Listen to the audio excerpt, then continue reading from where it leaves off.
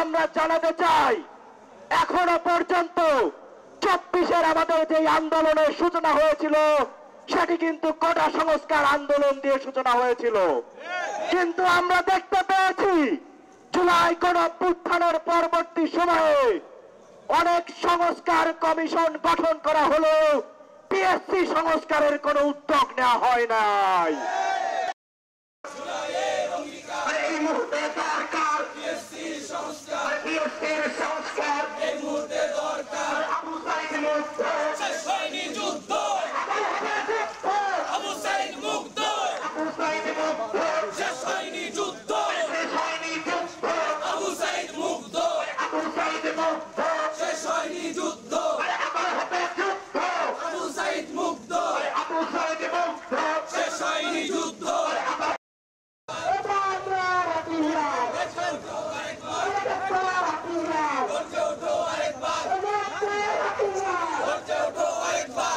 আমরা দেখেছি দীর্ঘদিন ধরে এই দেশে আমলাতন্ত্রের মধ্যে দুর্নীতি ছাড়া আর কিছুই দেখেছি, এবং এই যে দলান্ধতা একটি রাজনৈতিক দলের পৃষ্ঠপোষকতা সেটি এই 24-এ ছাত্র জনতার বিপরীতে এই পুরো সরকারকে দাঁড় করিয়ে দিয়েছে।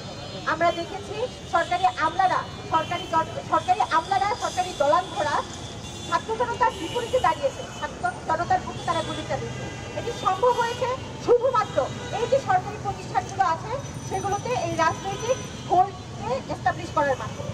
আমরা দেখেছি 5ই আগস্টের পরেও এই ইন্টারিম সরকার সঠিকভাবে প্রপার্টি শাসন করতে পারছে না, কারণ এখনো এখানে বিভিন্ন দলাধর্মী সরকারি কর্মকর্তারা রয়েছে, তারা এখন ছুটে রয়ে গেছে।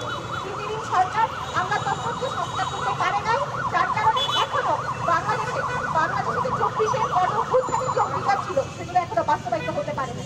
আজকে 24-এর গণঅভ্যুত্থানে যে অঙ্গীকার আমাদের ছিল যে সামনের বাংলাদেশে আমরা সরকারি পৃষ্ঠপোষকতায় কোনো ধরনের রাজনৈতিক ভোট দেখতে চাই না, অর্থাৎ সরকারি প্রতিষ্ঠানগুলো রাষ্ট্রীয় প্রতিষ্ঠানগুলো সম্পূর্ণভাবে স্বাধীন থাকবে, যে কোনো দলমত রাজনৈতিক মতামত নির্বিশেষে গিয়ে তারা শুধুমাত্র জনগণের সেবার কাজ করবে।